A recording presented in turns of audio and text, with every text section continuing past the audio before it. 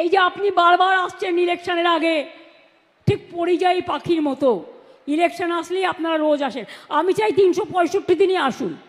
বিমান free, helicopter free, রাস্তা free, খাবার ফ্রি, সবই তো পান ফ্রিতে। আমি কিন্তু সরকার থেকে 1 পয়সাও মাইনে নিই না, জেনে রাখো ভাই বোনেরা। এবং আমি 7 বার এমপি ছিলাম, মাসে কিছু না হলেও 2.5 থেকে 3 লাখ টাকা পেনশন পেতে পারতাম এই 14 বছর। 1 পয়সাও নিইনি, সেগুলো কিন্তু কেউ মনে রাখে না। আর পশ্চিমবঙ্গ সরকারের চিফ সেক্রেটারি বসে আছে, তার সামনে বলছি, আমি কোনো সার্কিট হাউসে গেলেও সেখানেও টাকা দিয়ে থাকি। আমি বই লিখি, সেই টাকা থেকে যা পাই। আমি গান লিখি, গানের থেকে যা পাই আমার চলে যায়। আমি একা মানুষ, আমার কিসের দরকার? কিসের দরকার? খাই তো একবেলা, আমার কিসে লাগবে?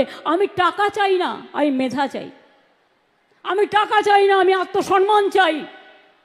বাংলা মায়ের সম্মানে আঘাত করলে আমার গায়ে আঘাত লাগে। আমাকে আপনারা যা ইচ্ছে গালি দিন, আমার বিরুদ্ধে অপপ্রচার করুন, কুৎসা করুন, চক্রান্ত করুন, আমি লড়ে নেব। আমার বুকের পাটা আছে, জেনে রাখুন।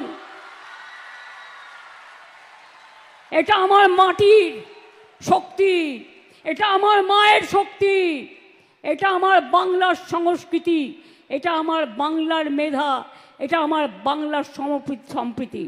কিন্তু মনে রাখবেন, আমাকে ভয় দেখিয়ে কিছু করা যাবে না।